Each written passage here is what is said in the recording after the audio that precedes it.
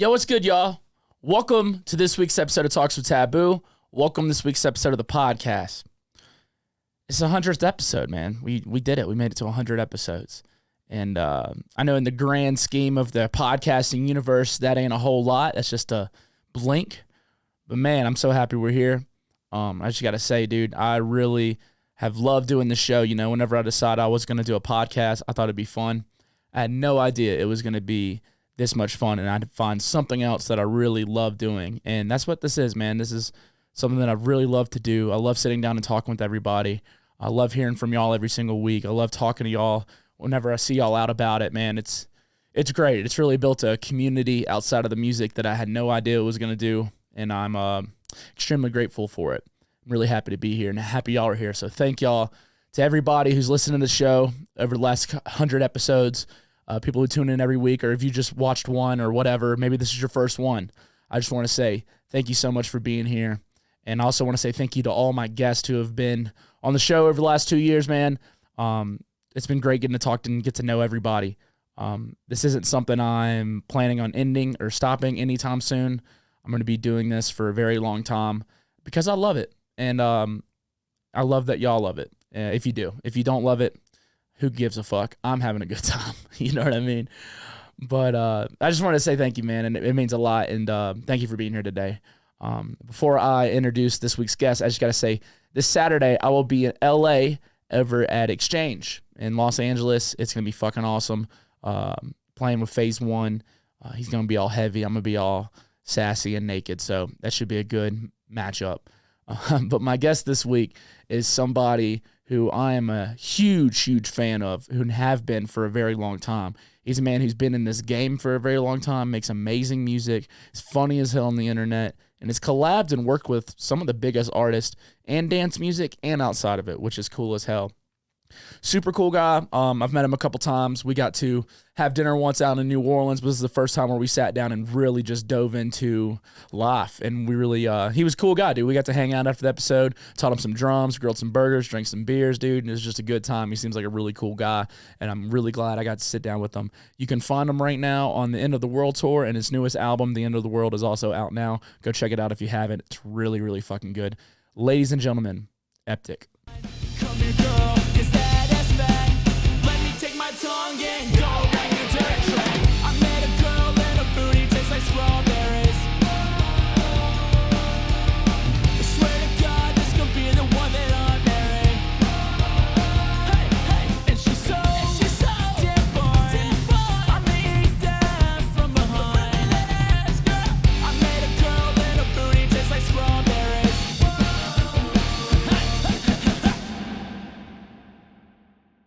I think so. Cool. And we love, baby. Hey, dude. Right. Hey, man. Good to see you again. You as well, brother. Yeah. You know, just two dudes who look like Matt Damon. Dude, I get that all the fucking time. It's so annoying. Yeah. Someone on TikTok told me I look like an autistic Matt Damon. Yeah. Yeah. Yeah. So, Kinda. yeah. See, there we go, dude. Taking some days off here in Denver, huh? Yeah, we got about 4 or 5 days just to hang out. That's dope. That's a good place just to hang out at. Yeah. Yeah. Yeah, we're parked in front of my camera guy David's house right now, knowing his roommates. David, you just got a whole ass bus out there? Yep. Damn.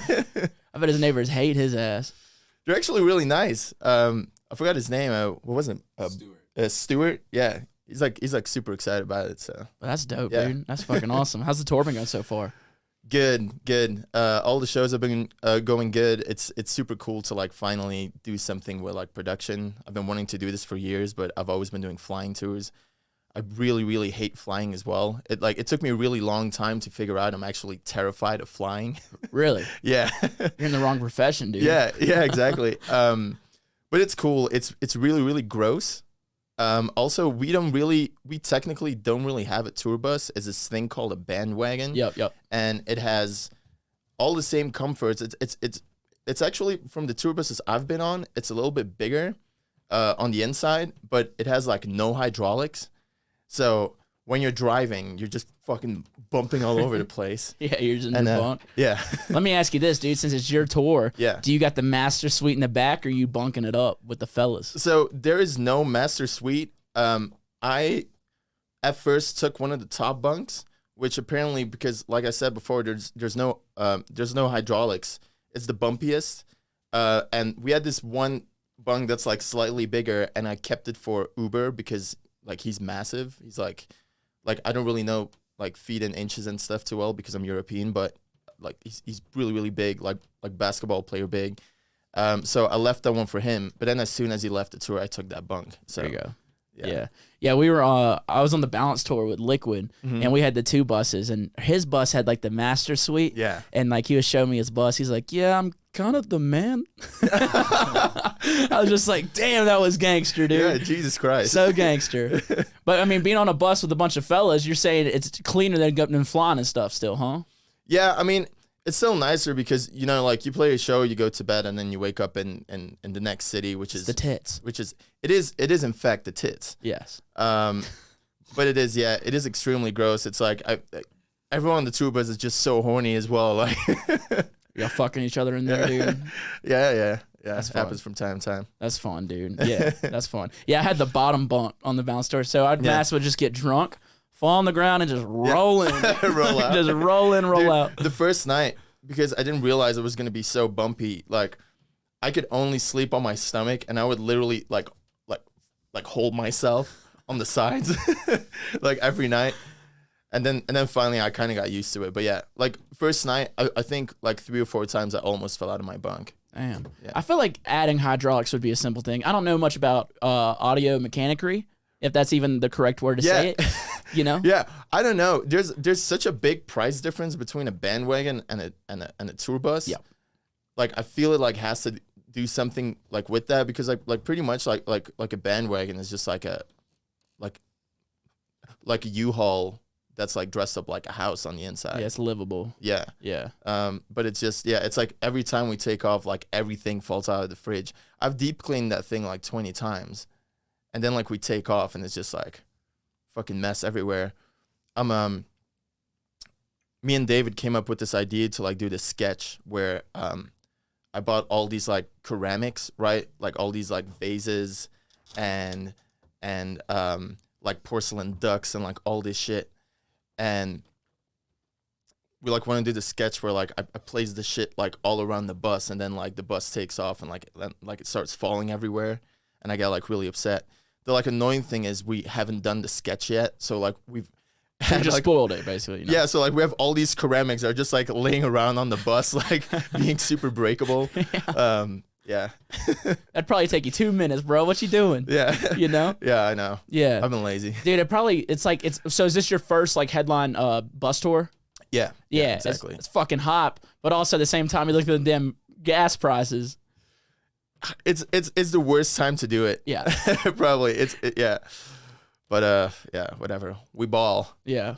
I love that. Did you design the stage for your tour? Like how much hands-on were you for that? Yeah, so I didn't make any of it. But what I did was I've pretty much been pitching this stage to my team for like 3 years because like nobody really understood like what I wanted to do with it because pretty much like I feel like 95% of DJs that like do a big production, it's all like LEDs. Yeah. And I was like, I want to make this big chrome skull, and nobody was on board with it until like finally I made it out of cardboard, and I just told this production company, I was like, make it exactly like this, but like 30 times bigger. Nice. Yeah. Dude, yeah, I used to throw events, and that's how we made our stage, dude. We just do cardboards. Yeah. And we do like a projector on it, but that's how we're doing it. Yeah. LEDs on You it can now. you can do a lot of cool stuff with like cardboard. Like I'm pretty sure like you can make a fucking banger stage with just cardboard. Oh yeah, we did. I mean, it is aluminum, and it's very very heavy and very expensive, but yeah. You consider yourself a pretty crafty guy, dude, like with your designs? Because you design like all your own Pretty shit, crafty. right? Yeah. Yeah, that's cool, dude. Like, so you design all your own artwork and just designs and shit? Yeah. So I've pretty much like since the beginning, like the like little Eptic robot that I used to use was actually, I didn't mean to use it for Eptic. I was like in high school and it was the first thing I made in this program called Illustrator. And I started DJing and I was like, oh, I made this little robot. I might as well use that. And that's how the whole thing like came to be. But like I've been trying to do everything. Like the only thing I don't do myself is the 3D visuals I have. I still I still come up with all the ideas and stuff, but like I don't know how to use the program, so I don't make those. But like I make all the like 2D animations and the frame by frame animations and like all that stuff. Damn, bro, you're doing it all. Yeah, Why? It's cool.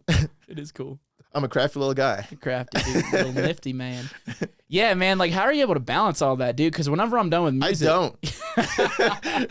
People always ask that. Like, I just don't. I miss all my deadlines. I'm fucking overworked all the time. I've tried giving some of it out of hands a couple times, and I've just gotten like really unlucky where people just like didn't meet their deadlines, and I was just like, oh, fucking do it myself. Oh, dude, you're telling me I wish I was artistic, bro. Yeah. Not autistic, artistic. Yeah. Dude. I wish, man, dude. I could. Getting art's always the hardest part, I feel like, of a song or an album or whatever. Yeah. Yeah, it is. I feel like if I wasn't able to like do all this stuff, I would have a very hard time explaining it to people, because like every time I have worked with someone, even for like the 3D stuff, I go back and forward like 30 times. I'm so anal about everything. So it's definitely nice to like be able to just like sit down and be like, okay, I'm not gonna stop working until like this is exactly how I want it to look. Yeah. But it takes a shit ton of time, and it's really, really annoying. I can imagine so, dude. Because when I'm done with music, I like to, go have a good time. Yeah. Are you able to even just go do that? Are you able to just go have a good time? I cannot relax. Like I remember going on vacation with my family for the first time in like a long time, years ago. It's probably like 7 years ago or something. And we went to Egypt, and we went for 2 weeks, and it took me like 10 days to like be able to just like sit down and not do anything. Yeah. And then after that, I had a great time. But then I went back home and went straight back to working. So yeah, all inspired and shit. Everything's coming out. Yeah. Nah, dude, I can totally relate to that. Like whenever I have too much time off, or I'm just like, I'm going to fail. Yeah. Yeah. Yeah, exactly. I can like, I did. So like I was on tour. I bought a house. And then I had to finish my album. So I came back to Belgium, and it was basically like a new house, but it had to be painted completely on the inside. And I asked for a quote, and they were like, oh, that's going to be like 15 grand. I was like, 15 grand? I'll just fucking paint it myself. So then I spent like 3 weeks like painting this house with like friends and family. It took way longer. Like I thought it was going to take a weekend of painting, but it ended up taking like a really long time. Then I was like, fuck, I spent like 3 weeks painting this house. I got to finish my album. So then I finished my album, and then I had exactly like a week and a half to just like chill out. And then I had to go on this tour. So I ended up just for like a week and a half, just like making a bunch of edits and shit anyways. Yeah. So yeah, I'm definitely stoked. Like I'm forcing myself, like when I go back to Belgium, to just like hang out for at least like a week or two. Gotcha. Yeah, I was gonna ask if you're living there or here, dude. What's like the scene difference like? Like what's it like over there? There's pretty much no scene. Back over in Belgium, it's kind of strange because we have this event called Rampage. Oh yeah. Yeah, and it's like, it's like 15,000 people. They'll like announce it. It sells out in like 2 days. It's like 2 nights in a row. It's really, really crazy. So there is a big fan base in Belgium for this kind of music, but there's just a lack of promoters doing like the small shows. Yeah. I've actually kind of been thinking of like doing my own night at like some point in Belgium, like just like, I don't know, like a 400 or 500 cap venue, and like start small and try and like build that back up, like see how much of the scene is like still remaining. But like I think it's such a weird thing, like you can throw a party for like 15K people, but then like no one's doing like just like a regular old like Saturday night. Dude, it's because y'all got festival goers and not wooks. Yeah. You need to start just impregnating some wooks. I need to get some wooks. Yeah. Yeah. Let them multiply, man. Yeah. Be like that. Yeah. It's kind of weird how different the party scene is between Europe and Belgium. Between Europe and the States. I remember the first time I came over here I was like 19 or something, and I played a show in Philadelphia at this place called what was it called? It wasn't Soundstage. It was Soundgarden. And after my set, like I like went into the crowd to say hello to some people, and like people tried giving me candy. And I'm not gonna lie, like the first day I was like, that's the fucking wackest shit I've ever seen. And then over time I was like, oh, you know what? Like this is actually pretty cool. Yeah. But it's just like people don't like, it's not a thing in Europe. Like I think to this day, like candy and stuff is just like, it's like non-existent. Oh, dude, some of these terms get me off. Like not like sexually, but like, you know, they'll be like, you know, do you want some kitties? I'm like, why the fuck do you have a cat at this festival? Yeah. And they ain't talking about no damn kitties.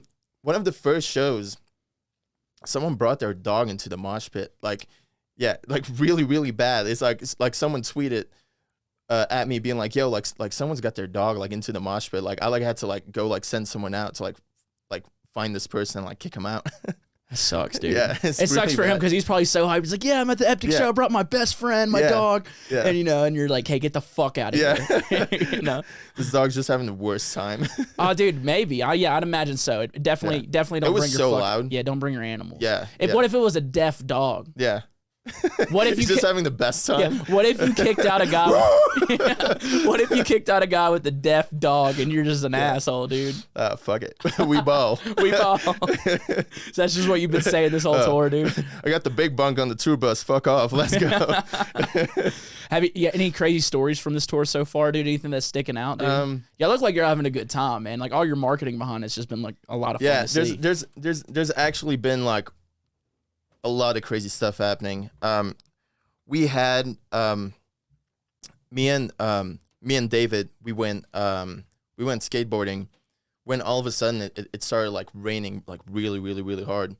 And we ended up meeting up at this brewery with some of the guys on the tour bus. And I forgot where we were, but like it took a really long time to get an Uber. It took like 45 minutes. So like I ordered this Uber.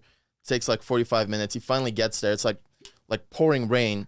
We like run over to the Uber, and the first thing this guy says is like, "I'm not fitting 4 fucking guys in here," and he was like, "I got a bunch of shit in the front." So I was like, "Hey, like, can I take your stuff and put it in the back?" And he goes like, "Fuck no," and he drives off. And I'm like, "What the fuck?" So like, I get really annoyed, and like, I go into the app, and I'm like, "Fuck you, Todd, you old bastard," and he pulls back around. Oh. Yeah, and... What city was this? Do you remember, David? Was it Pawtucket? No. It wasn't Pawtucket. What city was this? It's gonna say a lot. No, I think it was Vermont. Okay, wow. Yeah, and I actually love Vermont. Like, it was a beautiful skate park. It was generally, like, beautiful out there. But Todd sucked. And he pulled back up. And he started, like, screaming. And we all, like, collectively, for, like, some reason, like, I, like, put up my middle finger. I was like, fuck you, Todd. And everyone started going like, fuck you, Todd. And then he just skidded off. Oh, yeah. He's scared, bro. He's acting all hard, man. Y'all would have kicked that man's ass, dude. He was old as hell. Were you ready to throw down at that point? Like, what's up, bitch? Yeah, I was generally down to fight Todd. Do you think after the fight, you would have still been like, but can I get that rod? I genuinely wanted to go back, like, so bad. That's actually the whole thing. Like, and then we like, ordered, like, another Uber. It took, like, another 45 minutes. So, like, that sucked. But, yeah. It is what it is, bro. Yeah, man, this tour, it looks awesome. Like I said, the album is fucking incredible. Thanks, man. Yeah, it pissed me off. Yeah? Yeah. Made you angry? It's that good. I was fucking, I was feeling good about my music, man. I'm feeling good about live, man. I'm like, cool, I'm going to clean my house, listen to the new Eptic, and I'm like, fuck! Man, that like genuinely gets me off. Oh, yeah. Makes me so happy. Anger from other producers. Yeah. I mean, it's only because like a lot of people like give me the same feeling, you know. It's like every time like Space Laces put something out, or like when like Danny put out the Void album, I'm just like, fuck, you know. But I was actually kind of annoyed with the album. Very happy with it, but you know, like with all my stuff, you know, like during COVID, like even like for singles, like I usually put a lot of work in like the rollout, you know, like we like did those like stupid sketches and like all that stuff, and I usually have this like whole plan. And the album ended up taking up so much of my time that like I was pretty much done with the album like a day before it got out. What? Yeah. I was like for like a week straight, like old demos were up on Spotify. Yeah, because I was so late with like turning it in. But like, yeah, so like I literally like I made the artwork and stuff, and it was like a day before it came out. I was like, yo, album tomorrow. Wait. Was this a self-released album or was it with a label? No. It was self. It was my first self. You could have just pushed back release. the date, brother. You're the boss. Yeah, well, okay, so I know that, but I also needed the album to be out in time to like push the tour. So like I pretty much like, because at first I was originally gonna do like a 4-track EP, right? And I kept showing like all my other demos to people, and I was like, oh man, I kind of want to do an album, and like everyone was like just fucking do the album, like just grind and like do the album. Yeah, dude, So don't be a pussy. Yeah, you know? don't be a pussy and like do the album. So like I got really, really hyped, and like I stayed up for like 2 months straight, like every night. Like I had like a month and a half where I would go to bed at like 6 in the morning, and then I would wake up at like 9, and I did that for like a month and a half. I finished that album and I cried. How long did it take you for that album? So like a lot of the demos, I already had most of the demos. I would say for a long time. So like, a lot of that stuff was like 30% finished, like during COVID, and then it was pretty much like a month where I was like, okay, like I got a lot of these songs that are just like little demos, and like I got to make them into like full songs. But I think like a month before it came out, I had like one song finished. That is so stressful, dude. Yeah, well, it usually like whenever I do a single, I'll like have the song finished, and then I'll spend like 3 weeks to a month just like on the mix down. So I was having a fucking panic attack because I turned everything in, and I knew the tour was coming up. So I was like, I have no other option than to finish this, which was actually I found out is like a good way to finish stuff. Yeah. But yeah, it was extremely stressful. Yeah. I wanted, yeah. I can imagine, man. Yeah. Fuck. Yeah, but you did it, Yeah. and it sounds great. Well, thank you. Enough to piss me off. Yeah. You know? Enough to piss you off. Yeah, Okay. Makes me happy. Dude, do y'all speak a different language over there in Belgium? Yeah, I'm a little bit of an idiot. I speak Dutch. Dutch? Yeah. Hell yeah. Can you speak Southern? You got a Southern accent in you, brother? What like in English? Yeah. I cannot do You it. can't. So yeah, like I don't really know what it is. I can only speak broken English. Like I cannot. I've tried so many accents, but I just cannot make that click in my brain. Yeah. I've actually figured out even in Dutch, I have a very hard time doing accents. Wow. Yeah. I mean, Yeah. I feel like you got some damn good English. Yeah. You said it's broken. I mean, you Well, might. thank you. You might speak it better. You might speak it better than me, man. Fuck. I used to have like a proper like Michael Schumacher accent, you know, like really like not fully not fully German sounding, but kind of like Eastern European sounding almost. I bet you're fun to listen to when you're mad. It sounds very aggressive. Yeah, I know. Yeah. It's like Chinese and like Yeah. German when they're angry. Those accents, they're aggressive. Yeah. Yeah, but they're fun to listen to. Yeah. Yeah. Well, thank you. Yeah. Hell yeah, dude. So bringing it back a little bit though, how long you been doing Eptic for? Fuck. Because you've been around for a hot minute, man. Yeah, so like I think I started messing around with music when I was like 14 or 15. And then I think I started Eptic. And don't quote me on this, but I think when I was like 16 or 17. But I used to I started out and I tried making drum and bass, and I was really bad at it. So I started making dubstep. Yeah. And that's pretty much like how the Eptic project like came to be. Is dubstep big over there? It used to be really big in Belgium. We had, so like everything kind of like kicked off in the UK, and we have this one train called the Eurostar, and it takes like, again, don't quote me on this, but I think it takes like an hour and a half to get to Belgium. So like all the UK guys came to Belgium first because it was like the one European country that you like didn't really have to fly to, you know? Yeah. So we had like a really like early on had like a really big scene, and then like I remember when I was like 20 or 21 years old, like I was playing like 4 or 5 shows like every weekend. No, sorry, I'm like 2 or 3 shows every weekend for like a year straight. Yeah. Like literally every single weekend. So we had a really big scene, and then Skrillex kind of came along and like it really blew up. It was like every festival, like fucking main stage and stuff, like dubstep. And then it got so like there was so much of it that it just kind of like imploded and it just like disappeared for a couple of years, and like now it's starting to like come back. Got you. You said you started out fucking around music when you were younger. Were you like playing instruments or? Yeah, so like I used to play guitar for I think like since I was like 9 until I was like 12 or 13, and then like I got really, really good, and then I completely ditched it and like really annoyed my parents. Yeah. And I bought like turntables and I started DJing. Yeah. Yeah, dude. I whenever I got serious about production, all my instruments and musicianship took a back seat. And last couple of days, I've just been doing nothing but playing instruments, just trying to get it all back and stuff. It is super, super fun. So much fun. Yeah. I started whenever I stay at Danny Sunday's house, he's got this like electric drum kit, and I had no idea like how to actually like play the drums, and I would just like make it a habit to like every day like go down there and just like fuck around with it for like 20 minutes. Yeah. And I can, like I'm not great at drumming, but like I can drum now, which is like pretty cool. Hell yeah. You saw my kid out there, Yeah. huh? Yeah, it looks so sick. Let's see what you got after this, dude. Let's see what you got in the tank, shit. you know? Oh shit. I'll teach you something, dude. Yeah. Okay, thanks. I'm not trying to stroke my own cock, but I Yeah. think I'm a damn good drummer. Yeah? Okay. Yeah. Cool. Not stroking my own cock or anything. Yeah.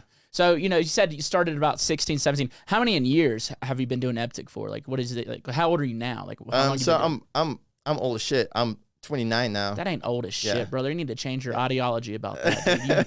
You're Dude, in your prime. I feel so old. Really? Like genuinely, like I feel so old. It's like we'll like be like at a show and this kid is like fucking like killing it and be like 16. I'm like, God damn it. Well, dude, they got a ways to go to catch up with you, dude. I wouldn't worry about it. Yeah. I wouldn't worry about it, dude. Cheers, man. Cheers, brother. I wish we had a beer. I'd cheers you, but fuck. Yeah, I think I seriously like started doing it because like I didn't take it serious for the longest time. So I like pretty much like I started making music and it was really, really like just for fun. Like I tried getting better at it, but like I never really wanted to be a DJ, or like I never had in mind to like do this stuff, to like be like a touring DJ.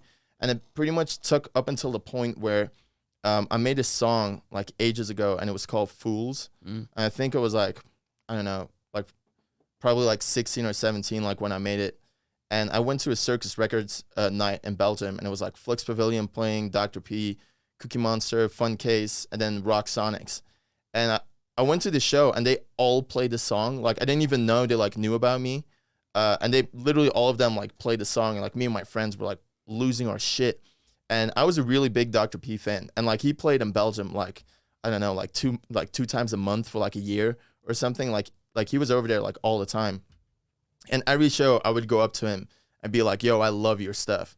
And like that show, I like saw him again and he started laughing. He's like, yo, like this is like the fucking 25th time I've seen you. Yeah. And I was like, oh, like you played my song. And he was like, wait, like what do you mean? And I was like, oh yeah, that like Fool song. And like it like took me back and like introduced me to like everyone. I used to be like really, really shy back then. So like I was internally like losing my shit, like freaking out, ejaculating everywhere. And I'm doing that now. Yeah. Dude, I'm not even nervously, just confidently. And it's like from like that point that I like got in contact with like a lot of those people, and they were like consistently playing out my music. And I was like, well, if it's good enough for them to play, it's like good enough for me to play shows. And that's like when I started to like take the project seriously and like put some more time into like production and how to approach shows and like all that stuff. But yeah, I started coming over to the States when I was like 19 or something. That's like when I got signed with like Never Say Die, and that's when like stuff kind of took off. I did that like for a CP. And what year was that in 2019? Whenever you were 19? Fuck, man. I honestly have like no idea. That's probably like I'm stuttering. 2013 or like 14. Damn, man. Or something, yeah. So you've been at it for a fucking hot minute, and I, just from me watching you, yeah, I wasn't even producing whenever you were out here, starting out, like, but from my point of view, it's just been like this for you. Well, it feels really nice to me when like people say that, because like I sometimes get into my head a little bit, because there's like some people that I swear to God, like because they don't know what I look like, so they think I'm like fucking 40 because I've been doing it for so long. So yeah, it does feel very good that like, even though it's been like a slow build, like it's been a build, you know, like I've never really had the feeling that I've been like plateauing. Like it's always like, you know, like bigger collabs and like bigger stuff and whatever. So yeah. Yeah, you don't look old. You look like a 25-year-old lesbian. Like, you're looking good. You know? Thanks, baby. I'm fucking with you, man. Yeah. But yeah, dude, I mean, it's what would you say? Because I mean, damn, there it is. I lost hearing in one side, but I fixed it. But what would you say, you know, because you've been doing Eptic for over 10 years, coming in the States since about 2013, you said. Yeah. What would you say would be like the key to sustainability? You know what I mean? To keep relevance going on, because I've seen artists like, even, you know, in my time, just come in, kill it, and then fall off, and you haven't done that. Like, Yeah. what would you say would be like the thing to kind of keep you going, to keep growing? So it's really whack advice, but like I feel like everyone in the scene that has been doing the same thing as me is like still around, and it's basically like, you like it doesn't really matter like what genre it is or whatever it is, like you just got to keep doing what like you yourself as a person think is really cool, you know. Like I like remember at some point like trap became really cool, and I always really liked trap, but when I first started making it, like I was copying other people, and it was like really trashy, and I was like, I'm not putting this out. And I still really enjoyed, like, even though it wasn't the most popular thing at the time, I was like, I'm really good at making dubstep, and I'm just enjoying making dubstep. So I just kept like making dubstep, and there were a bunch of people, and they all jumped on the trap bandwagon, but because they like had that dubstep background, like a lot of them just like weren't very good at it, and it was very obvious that they were like jumping onto the like popular thing. So like their whole fan base that like loved them for doing what they did, they just fucking tapped out, you know, and like all those people fell off. Yeah. Like most of them. And you know, like I definitely had like a period of time where a lot of those kids that were like jumping on that bandwagon were like popping off harder than me, but they all disappeared, and I'm still around. And like I think like if you always kind of stay true to yourself, like your fan base is always gonna fuck with it. Yeah. You know, I might be wrong, but like at least for me, that's like how it's been like working out. Yeah. You know, it's like the same thing. Like on the album, you know, like it pretty much like super heavy stuff is like popular now. You know, and there's some people that are like really fucking good at it. You know, like I'm a big fan of like Danny Sindeth. I'm a big Murata fan. Like I'm a really big Space Laces fan. Dude, that song with Murata makes me want to punch a baby. That's just like aggressive. Thanks, man. You know? Yeah, but it's like the whole rest of like the album isn't like super heavy, because like my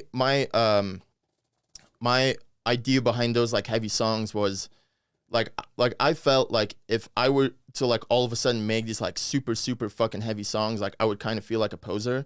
So I was like, instead of like trying to replicate this shit myself, like I'll just work with the people that are like really good at it, and like I can learn them some stuff, and like they can learn me some stuff. Yeah, get learned. Yeah, and then like on the other songs of the album, like I just like really like did my own thing. Mm-hmm.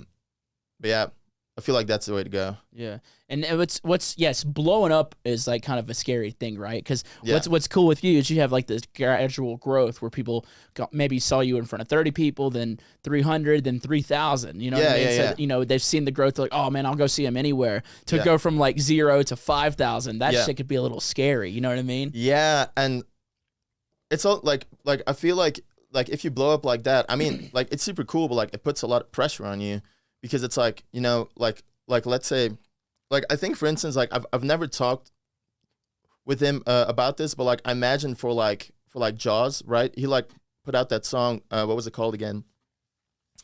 Something the volume. But like turn up the volume or crank up the volume. Yeah. Something like that. So, I know what song you're talking about. Yeah.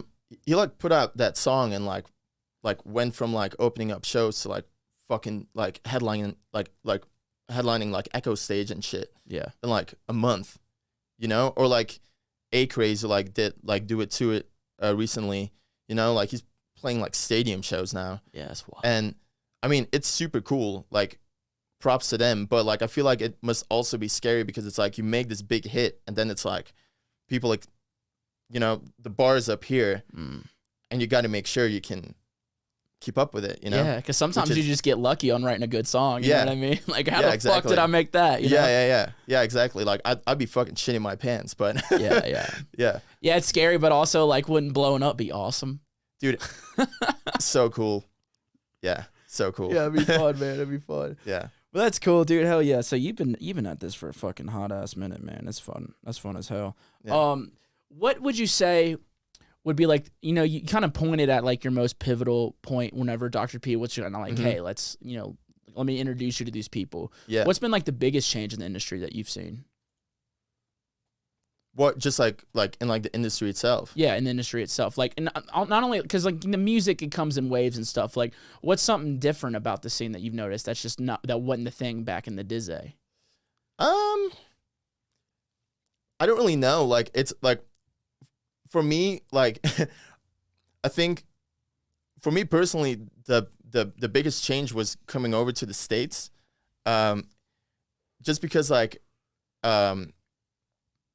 there like used to be like pretty much just like zero hospitality in Europe. Like, I like remember seeing like Flix Pavilion just stand like next to the stage because there like wasn't any green room. Yeah. And then I remember playing that first show in Philly, and someone came up to me and they were like, "Yo, I'm so sorry we didn't get your sandwiches." And I was like, "What the hell are you talking about, sandwiches?" And they were like, "They were on your rider." And like, I literally said like what's a rider? But it's, I mean, I think probably the like biggest change is that there's just like bass music used to be so small and it's so big now, you know, like there's like bass music on like main stage and stuff, you know, like you'll see like Sudden Death or like Subtronics like literally play like the main slot or like a main stage now, which is super fucking cool. But it's like when I started out, like I couldn't even think of that, you know, because to me like bass music was always this dirty little thing that didn't deserve to like fully be like in the spotlight. So The way you talk about it like that, I'm attracted to it. yeah, woo, This dirty little thing.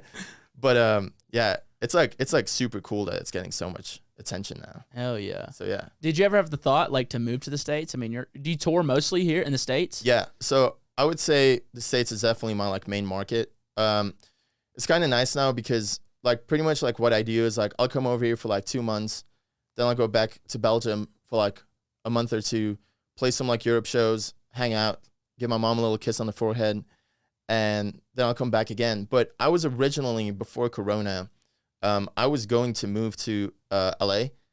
And pretty much what happened was I was in Australia, I flew back to Belgium for a week, and then they like told me like you can either fly back to the States or stay in Belgium, but you got to make a decision right now, because like it was like a Thursday, and they were like on Friday night they were gonna close all the borders. So I was like, damn, I haven't seen my mom in like 7 or 8 months, so like I'm just gonna stay in Belgium. And then like I was home for like 2 days, and I was like, oh fuck, this shit's gonna take like a year. Yeah. And I ended up being stuck for like 2 years. Yeah. You know, like it was a really, really long time. But pretty much, I was so set on moving to LA, and then pretty much because I've been like touring around constantly since I was 19, like I probably spent like 4 or 5 months in Belgium, like every year. I've been touring so much that like I kind of forgot how cool Belgium is. So like over Corona, I ended up like meeting some other producers. Like there's this guy called like Lost Frequencies. He makes like proper like radio music, and he's super cool. And there's this other guy, this like this famous YouTube dude called Average Rob, and he's super cool. And we became really good friends. And I think the biggest reason why I never liked Belgium was because like pretty much I didn't know anybody else that was like doing like really cool shit. like I don't want to say like not doing like cool shit, but like I didn't really know anyone else that like made music or like had like a social media presence or like did the same kind of stuff that I was doing. So like every time I went back to Belgium, like I felt like I was completely like disengaged like from the scene. So that's the reason why I wanted to go over to the States. But then like, you know, I like made a bunch of friends like in the scene over there. So like now it's like I can go over there and like I don't know, like do some YouTube stuff or like work on music with like other cool producers. And like after I did that, I was like, you know what, it's actually pretty cool over here. We got healthcare, so that's pretty fucking sick. Hey, that's probably really nice. Yeah. Yeah. Which is so I was like, you know what, I'm not even gonna go through the hassle. I'm just gonna stay here. So yeah. I get that, dude. Yeah. Well, if you decide to move to the States, you know, Denver's the base capital. I actually, for the longest time, I wanted to move over to Denver. Like I had, because I, like, no offense, like living wise, like I kind of hate LA. Yep. And it's you like ain't offending me, dude. Yeah. Like I feel like Denver is like really laid back. Like I really like Portland and Seattle as well. I actually really I went to see Space Laces, and Kentucky is fucking sick. Kentucky's tight. Yeah, it's tight. so nice. It's so beautiful too. Yeah, it is. Yeah. Yeah, I love that, dude. But yeah, I've been out here for a month now, and I fucking love it. A month? Yeah. Oh shit! Congrats. Yeah, it's been cool, dude. Yeah, hell yeah. Hella different. I mean, last time I saw you was in New Orleans. We had dinner that night. I don't know if you remember that. It was me, you, and Tynan. I thought for some reason I've seen you with G Rex at some point. Probably have. Yeah, You probably have. I mean, Yeah. I've seen you around a couple times, you know. Okay, but that night was the most interactions we'd had. You know, when ate some terrible pizza was not good. Yeah. Oh god damn it. It was not good. Yeah. All the great food in New Orleans. We want to go eat fucking Yeah. Lost Pizza. Well, no, it wasn't Yeah. Lost Pizza. What was the name of that damn place? I don't even remember the name of the place, Yeah. bro. Fuck that place. Fuck that place. I think that's the worst thing to do. Like when you're on tour and you go to like a really cool place and you just have like the worst food you've had in your fucking life. Well, the reason we ate it because it was right next to the venue. Yeah. I'm like, y'all, we're in New Orleans. Yeah. There's some damn good food here. Yeah. Yeah. I had it with David. He's never had, for some reason, like he's never had good Korean barbecue before. Oh yeah. And Korean barbecue is like one of my favorite things. So good. And they, please help me out. But like, No. Just no. every time I've ordered Korean barbecue, right? They like come out with like all these little, I'll call them snacks, like little Korean snacks, and they usually bring over this bowl of like, I think it's like tofu soup. I've been trying to find it for like a year. Is it miso soup? No, it's not miso soup. It's Japanese, but Ooh. ooh, but it's this like red soup, and I've been craving it for over a year. And I've not been able to fucking find it. And anyways, like we went over to this like Korean barbecue place that I found, and we pull up, and there's like all these bullet holes in the side of it. Oh, you know it's gonna be good. Yeah, and I was like, oh man, like I'm sure it's gonna be fine.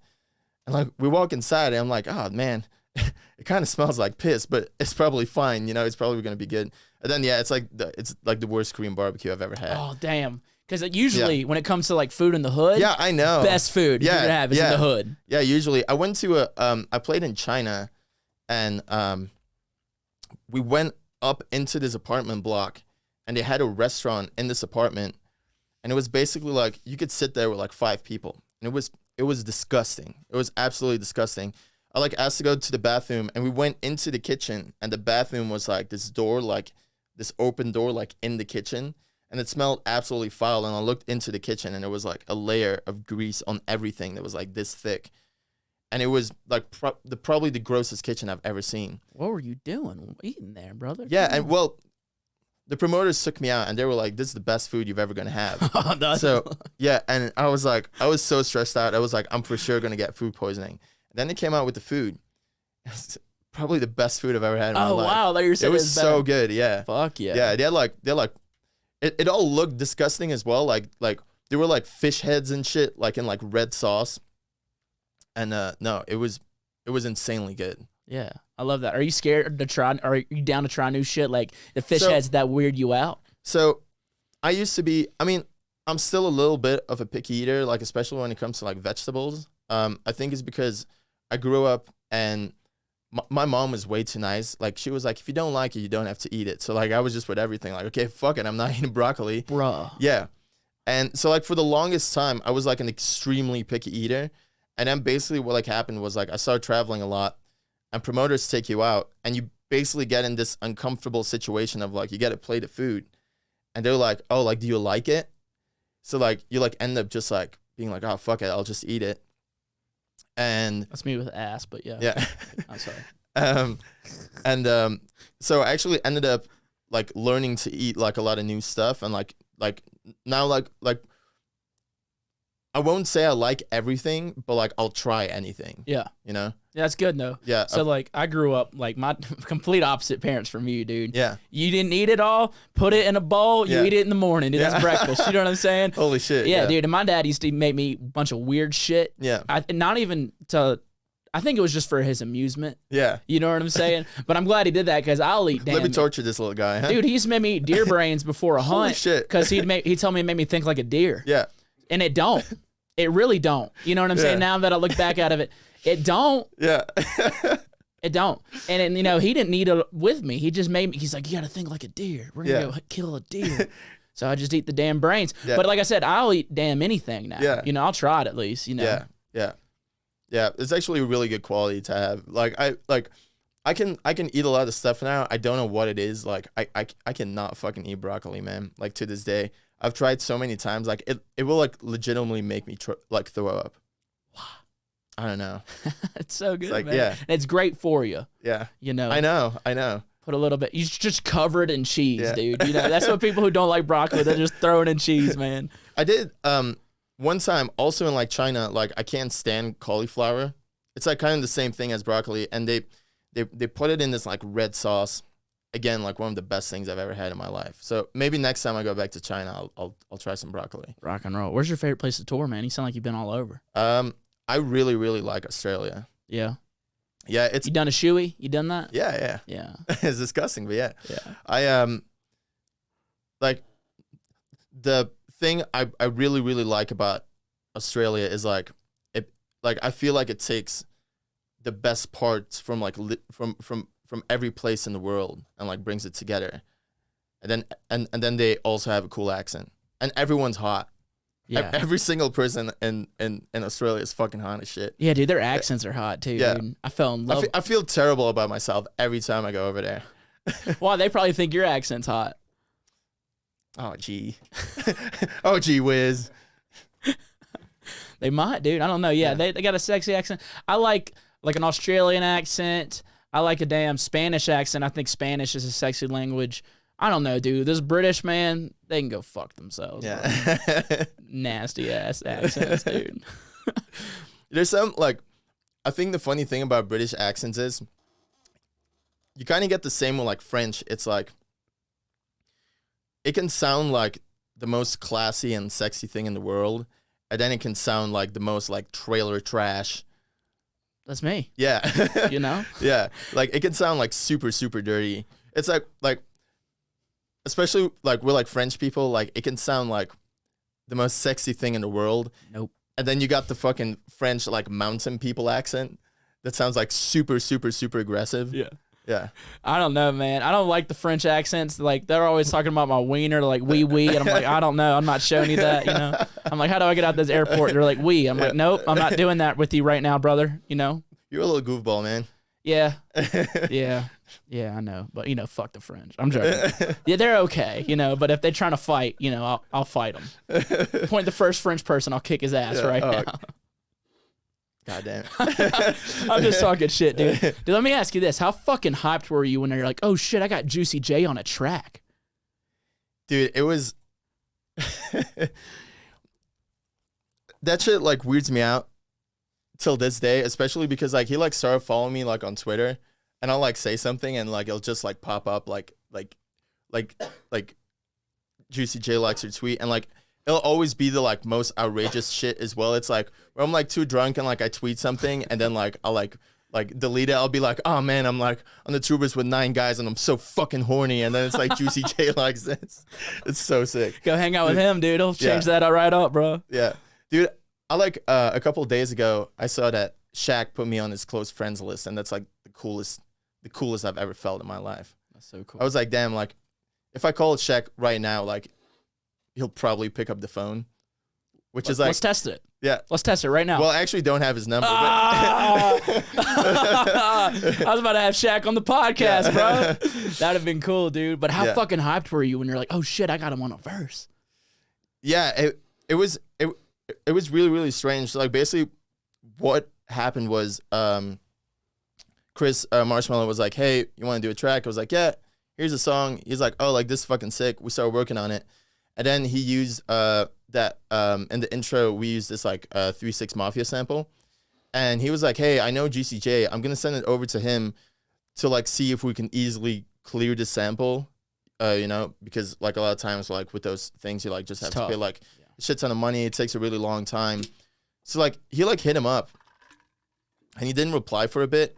And then he just sent a verse back. And he was like, yeah, like you guys can have the sample, but like I want to be on the track. And then, yeah, it was very, very surreal. And then like I like got him to like do this I got this video like on his Instagram where I was stuck in Belgium because of COVID, and they filmed the music video, so I couldn't make it. So I came up with this idea where, you know, I like missed the music video, and me and Juicy J did this little FaceTime call. But yeah, it feels like super surreal because it was like, you know, like when I was like 13, like all I listened to was like Juicy J and like, yeah, all those guys. So it's like super, super weird. Yeah, it's gangster though, dude. Yeah. It feels really sick. Especially because like all my friends in like Belgium, like there'll be like a lot of people that like they'll fucking hate dubstep, but like they'll know Juicy J. So they'll be like, oh, like how's everything going? I'll be like, oh yeah, just put out the Juicy J collab. It's like a little flex. Oh, dude, for sure. Yeah. How's things been going? It's been good, man. I'm touring around. Just did a track with Juicy J, Marshmallow, and they're like, whoa. You know, like the fuck did you just say, dude? Yeah, I get that, dude. yeah. That's hot, bro. Yeah, it's really nice. Yeah. I mean, you've had like big ass collabs, Marshmallow, you know, even just on your fucking album, you got Dylan Francis, Murata. Like, who else you trying to work with, bro? I think the one person I really, really, really want to work with, and I'm joking. the sexy ass DJ called TVBOO, but I to this day really want to make a song with Skrillex, and I don't care if it's like dubstep or like anything else, just like in general, I think he's probably like the only DJ in the entire scene that I would like fangirl about, because like I was actually talking with someone else about this recently.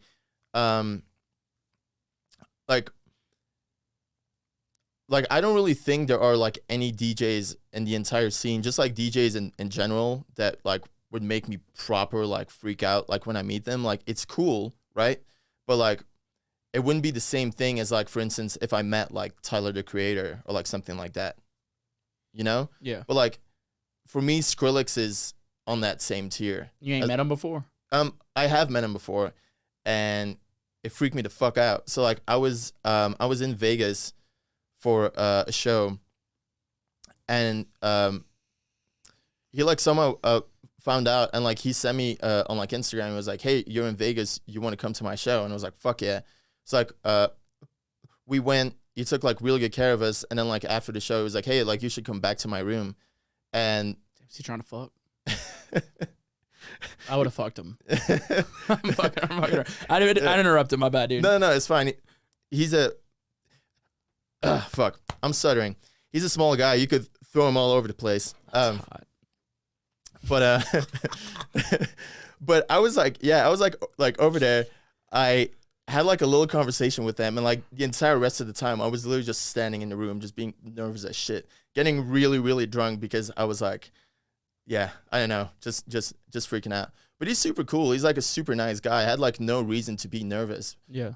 Because he's generally like extremely nice. Like I was there like with my ex-girlfriend. Like he like took the time to like talk to her and like make sure like she was like feeling good, and like he like literally went to like everybody like in the room, even if they like didn't mean like anything to him, and like show like genuine interest, which I thought was like super cool.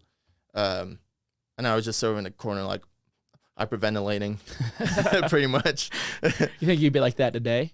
Hmm? If you hung out with them today, would you think you'd still be like that? Yeah, 100%. That's wild, bro. Yeah. That's wild. You got to reach out to him and be like, hey, dude, you know, I did a track with Juicy J. So, Yeah.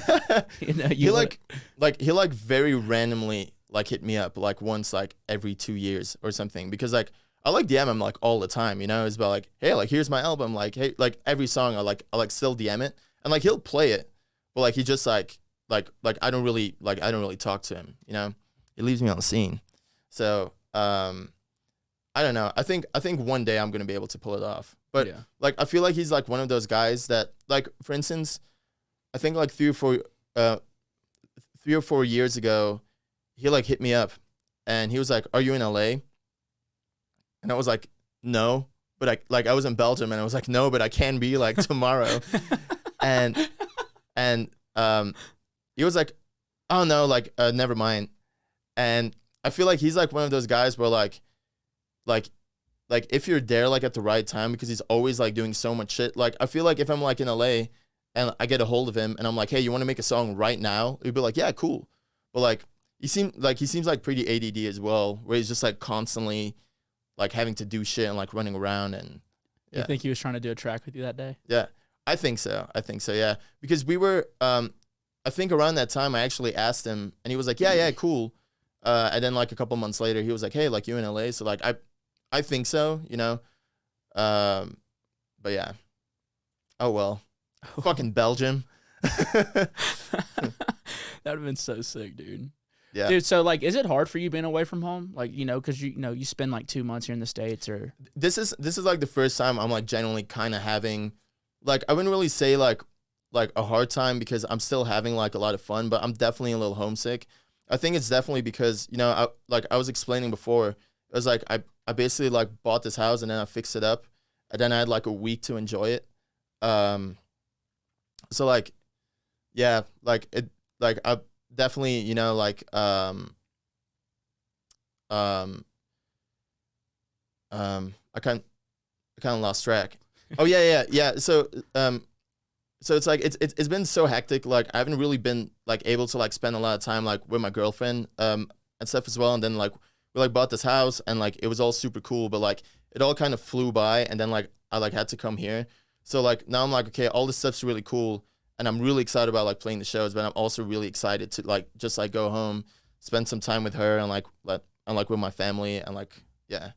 how hard is it being like touring and being away from like a significant other? So like I'm single as hell, so Yeah. like, you know, it's a little easier, but Yeah. like I always think about it like, man, I'd love to have somebody to share something with, but I'm like, yeah, it'd be so hard to bring somebody onto this, but like how do you balance that? It's definitely a lot easier now. So usually like pretty much everyone I dated up until this point, because I've kind of been I don't know how to say it in like English, but like a serial monogamous for like a very long time. So I've had a lot of kind of like semi long-term relationships.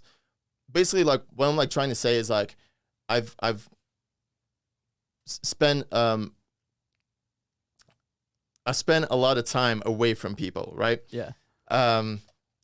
So the thing that makes it a lot easier now is like basically I always used to date girls that like didn't really have like any hobbies. So like I would like go away and they would like constantly text and like, "What are you up to?" and like, "Who are you with?" and like that shit turns toxic like so quickly. But it's really nice because the girl I'm dating now, she's a tattoo artist and she got her own stuff going on. So it's like we like miss each other, but like because we both have our own stuff going on, it's like I don't constantly like have to check in. Like there's like full trust and like all this stuff. It's like if you have that going on, it makes it a lot easier, because like once you get to the point where you start feeling bad because the other person is feeling bad, it's just like it's just a fucking shit show. Yeah. You know? But it's, yeah, I mean, I like miss her, but it's like we're definitely managing, you know? Yeah.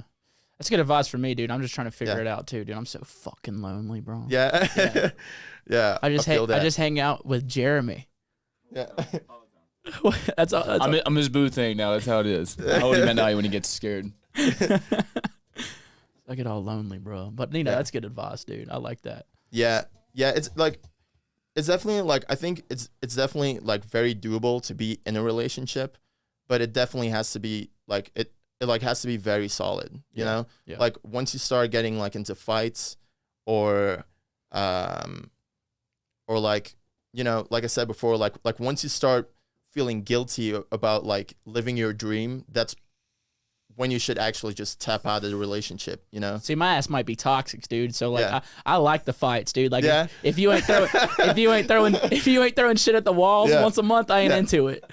Dude, like I'm gonna say something insane. I've like me and my girl have been dating for like almost 3 years now. We've never been into a fight before. Damn, you got to try it out, dude. Yeah. See how it goes. Fucking beat the shit out of her. Oh my God. You know, just like, Dude, like, she's fucking tiny. I can pick her up and like you just come home, your check her against the computer's wall. broken, you know? So are you doing a lot of riding on the road, like with all your travelings, or do you just do it whenever you're home? I like have my moments. I'm usually pretty bad at working on headphones. And like as well, it's like right now, like at my place, I got this little studio, and you know, I take my laptop, I hook it up to this like big screen, I have like a keyboard, like a mouse and stuff, and I still have the like tiny like 13-inch little MacBook. So it's like, it's not that I can't do it, it just annoys me because like I know it can be so much fun, and like I hate like having to sit there like this. Yeah. But like it does happen. I for some reason like I was talking with Leotrix about this. Every time I'm on a train, I write a banger. Every single time. Dude, I've done the same now Yeah. that I think about it, dude. It is like, it is very, very strange. My theory, like, I think why is it's kind of the same thing as like on a plane. Like you don't really have great reception. You don't have anything to do. You kind of get bored. So like, you're like, okay, I'm just going to fuck around. And like, usually like when you very genuinely fuck around, you end up making the best shit. Like if I, like, it took me a really long time to make the DJ Snake collab.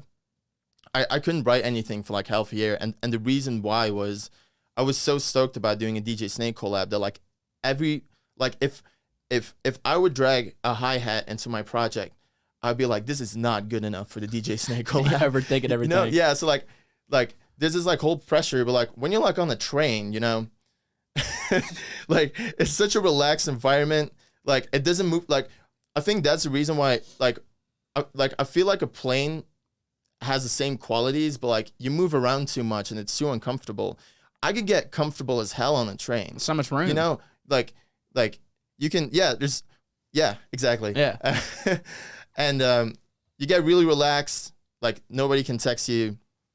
Just hanging out, and yeah, you make good music. No, now that I think about it, I've made a fucking banger on a train, Yeah. dude. I've made I think every single time in my life that I've wrote a track on the train, it's been like a big track. Let's kick Like, ass. every single time. You yeah. just need to do a fucking I train think- tour, dude. Yo, I actually made the DJ Snake collab on the train. Let's kick ass. Yeah. Dude, now me and DMVU were talking about it because we had we were doing a co-headline tour in 2020, Yeah. and we had a couple of stops that are routed to Yeah. where we would just take a train.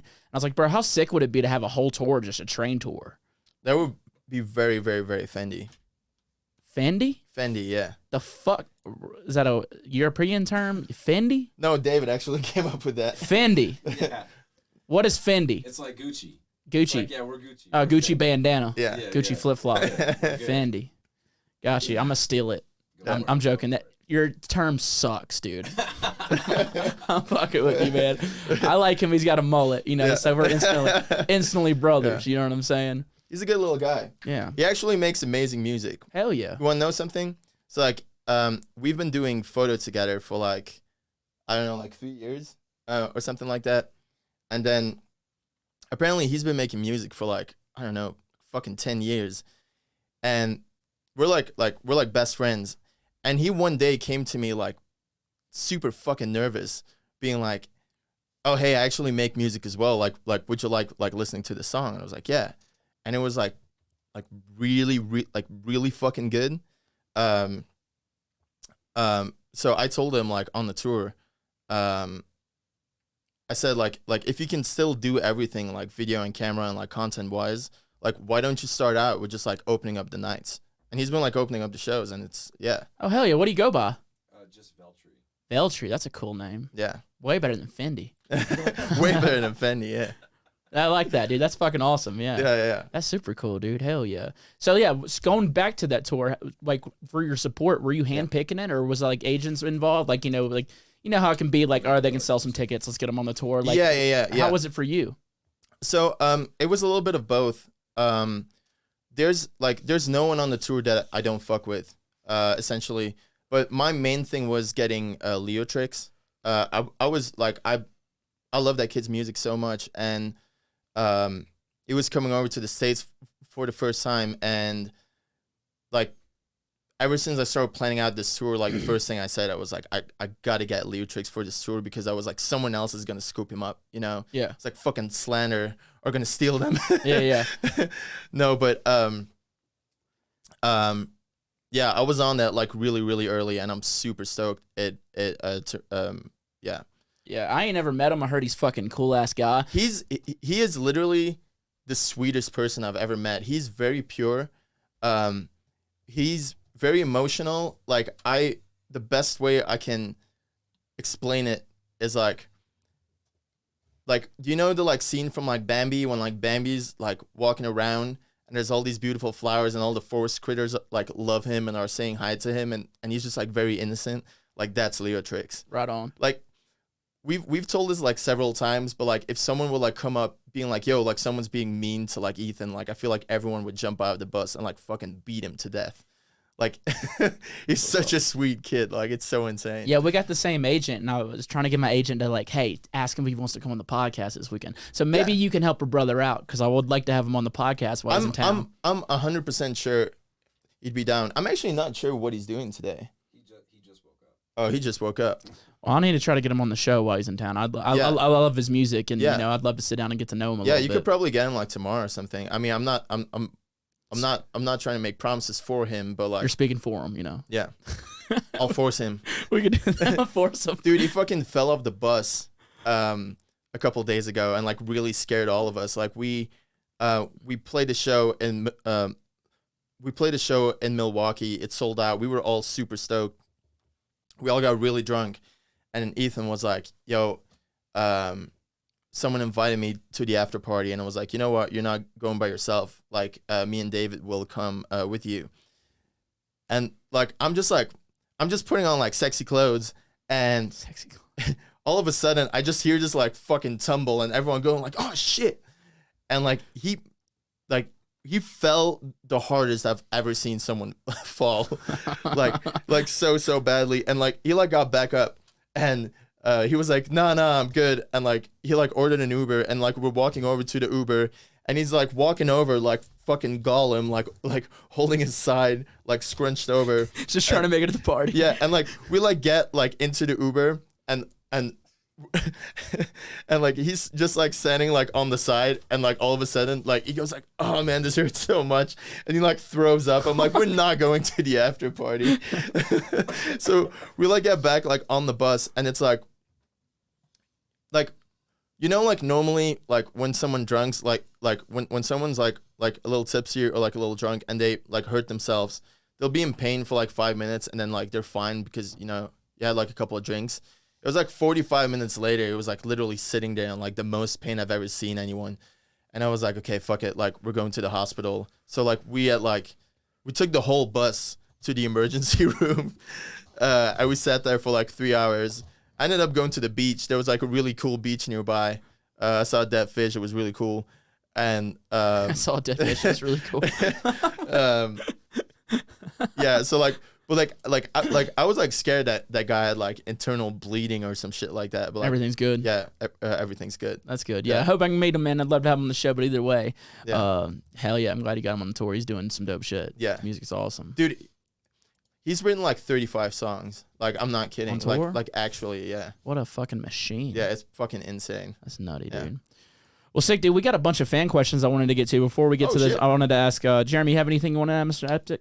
Yeah, so you said you came from Belgium, and the scene isn't really big over there outside of like music festivals and everything like that. So you said when you were at a show with Dr. P, all the DJs were playing your music out before you were DJing. How'd you go about getting your music to those bigger artists like that without having like really a platform at the time? So there used to be this thing called AIM, like AOL Messenger. Yeah. I used to be on there talking to bitches, dude. Yeah. And basically like people's usernames would just get leaked. So like pretty much everyone like in the scene I like had like in my contact list. It was really easy back then. It was like you would literally just type in like at Flux Pavilion and like you could just talk to Flux Pavilion. That's cool. So I was just like hitting up everyone like all the time, being like super annoying, like new song. But then like I guess they just started liking the songs, and then I ended up like talking to like everybody. I like remember I actually got on Never Say Die because this other dude from Belgium called Point Blank, he was playing on my songs, and Schism was there.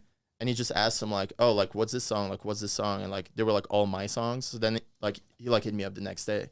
That's like how I got on Never Say Die. Yeah, you just had the music that was good, and then it came to you, basically. Yeah. You had the good tunes, and it all just worked out like that. Yeah, I guess so. That's good. I like that. So good question, Jeremy. You have anything else you want to ask him? Is this live?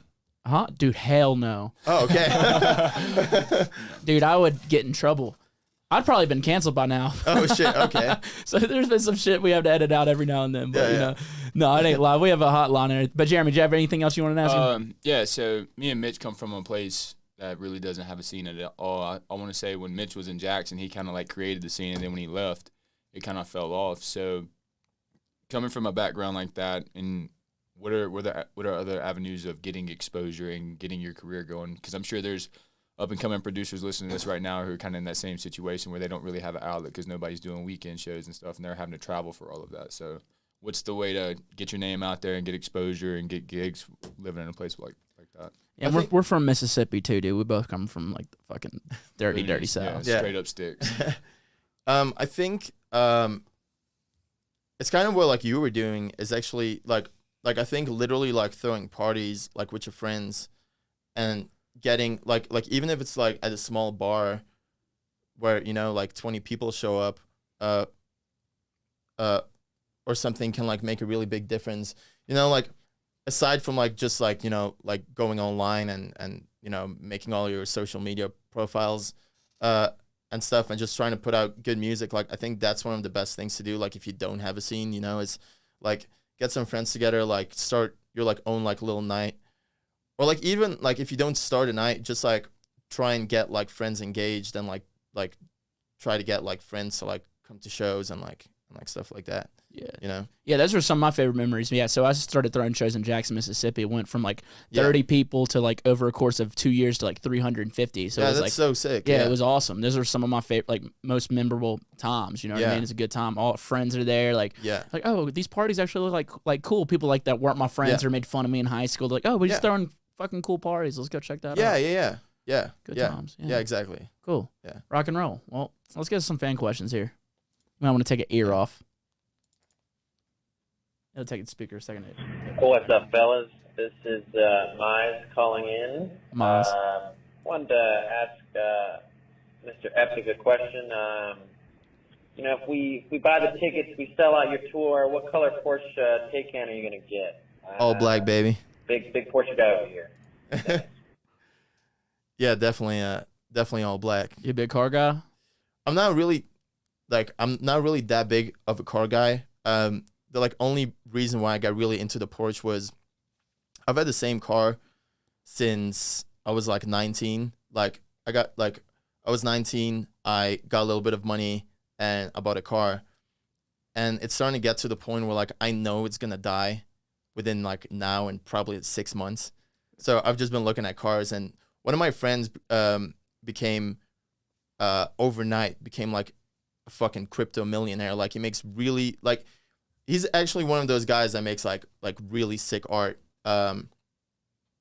And yeah, like he became like super rich like overnight, and he like bought a Porsche Taycan, and I was like, that car is fucking sick. I need to have the exact same thing. Hell yeah. So yeah. That's fun. Yeah, that was cool. Miles called in. Yeah, I know he's a big car guy. Yeah. You know, but my ass, I'm my poor little white trash ass, dude. I wouldn't know what to do. You know what I'm saying? Like with like a, if I was like an overnight millionaire, I'd live the exact same life. I'd drive the same car. I'd probably have a nicer studio. Yeah. You know. I think something that'd be really, really nice is just like, like paying off everything. Like let's say you like buy a house or something and it's just like fully paid off. So like you like know you're good. Yeah. I think stuff like that would be super nice. I don't think I would actually like the whole Porsche Taycan thing is like a bit of a joke because I'm not even close to like being able to buy that at all. But yeah, like whenever I like see people and they buy like 5 Lamborghinis, I'm like that shit's just fucking stupid. Yeah. Yeah, I'd go buy me like a new fishing pole. Yeah. Yeah. New pair of shoes maybe, dude, but I'd be doing the same damn thing. Yeah, exactly. Rock and roll. There's like I think with like riches, like I don't really think they enhance your life that much. Like I think it enhances, like I think riches up until a certain point, like where you can buy like a comfortable house and like an okay car and you don't have to worry about anything. Like I think once you're up until that point, like I don't think all the other stuff like adds that much. Like I don't think like having like 5 cars in your garage is going to make you like a lot happier. No, but it might get you more bitches. That's true. That's true. I love that guy. It was you seen that video where the guy's like doing the lottery ticket and she's like on the news. She's like, "Sir, if you win, what are you gonna do?" And he's like, "A bunch of hookers and cocaine." Cocaine, yeah. It's like one of the favorite episodes. One of the favorite videos, dude. What a sick dude, huh? Yeah. And I believe him. Yeah. I believe him. Dude, it's kind of crazy. Like especially like for some reason, I read about this in like the UK all the time. It's like people will win like an absurd amount of money, right? It's like they'll win like 11 million or some bullshit like that, and like they'll go through it like literally doing hookers and cocaine in like 3 months. Yeah, I think it's like 80% of NFL players end up going broke after their careers, which is wild. Yeah, well, that's actually something that happens with a lot of rappers as well. But the reason is like they'll have these like really crazy contracts, right? It's like they'll go to like a record label and they're like, "Oh, we'll give you like $5 million, right?" But it's basically like a buyout, and the record label wants to recoup that through like streams and shows. But sometimes it will literally be like 100%, right? So like everything they make, like streaming wise and show wise, until they get that $5 million back, will go to the label.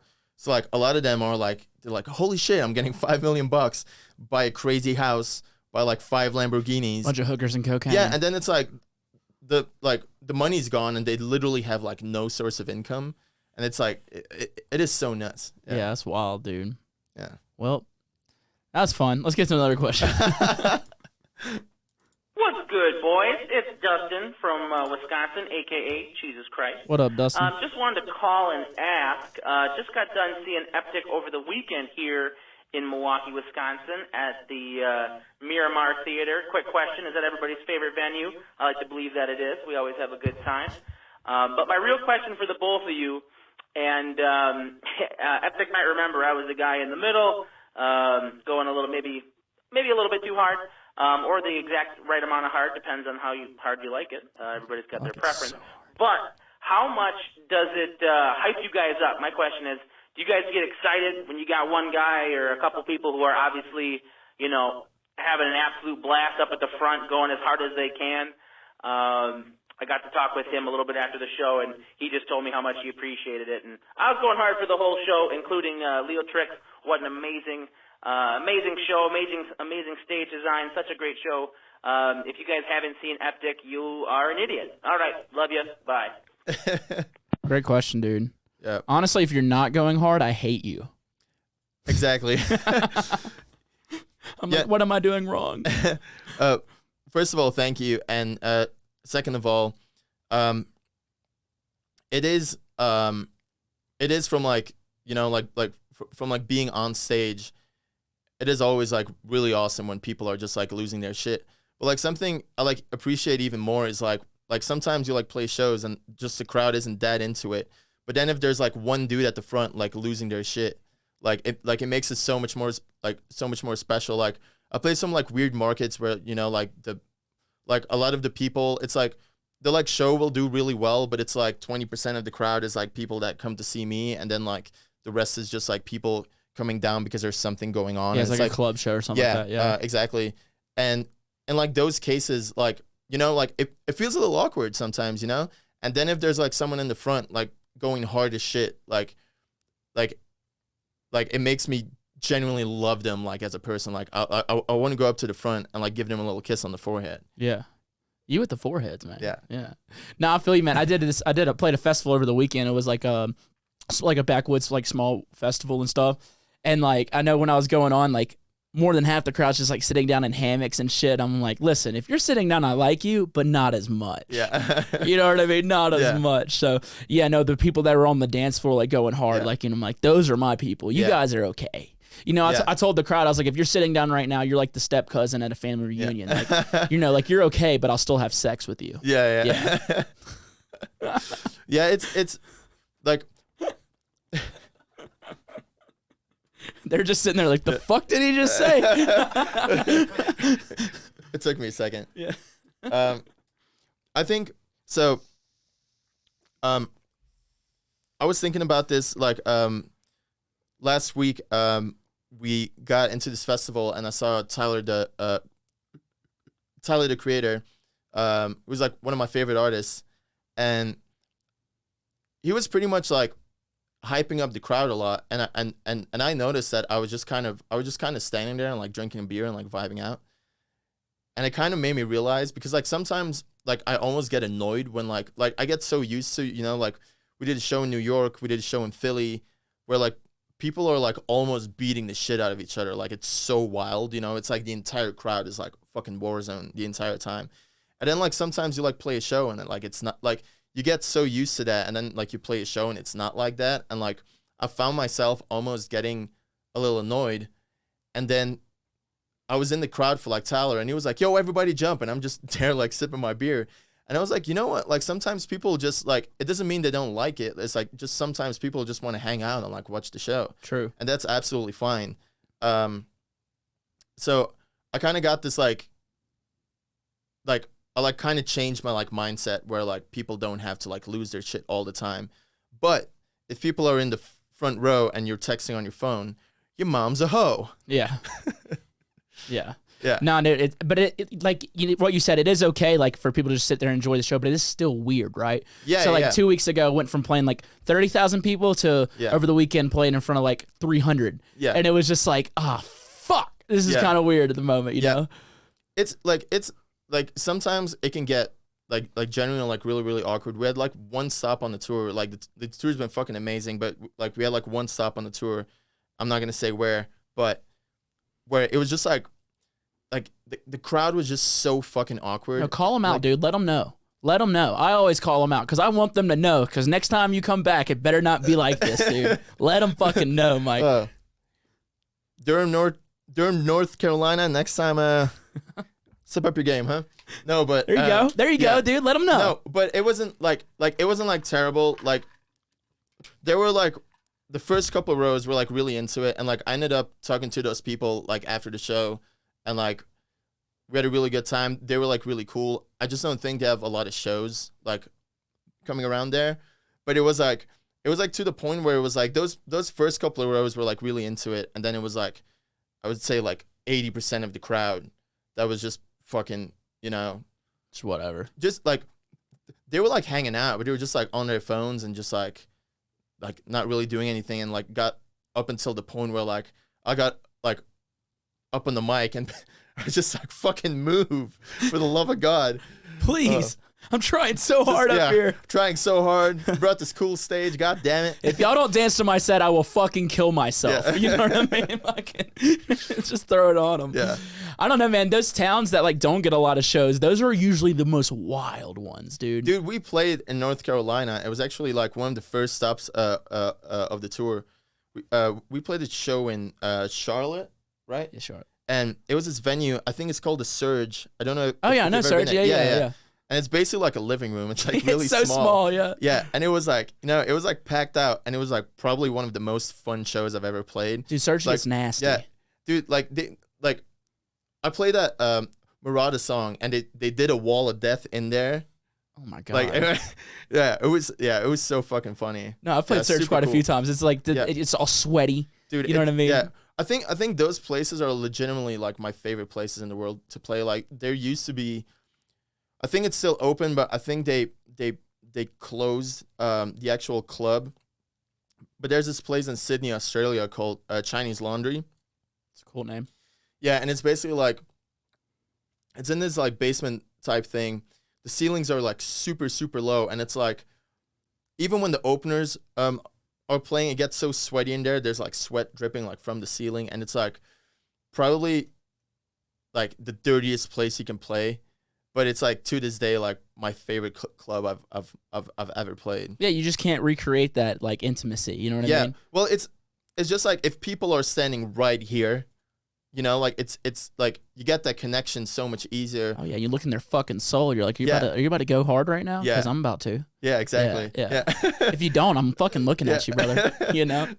Some intense eye contact going on here. Listen, huh? I will fucking stare you down this whole show. You better fucking dance. Damn. Or I'm gonna find your parents. Damn. Have sex with them.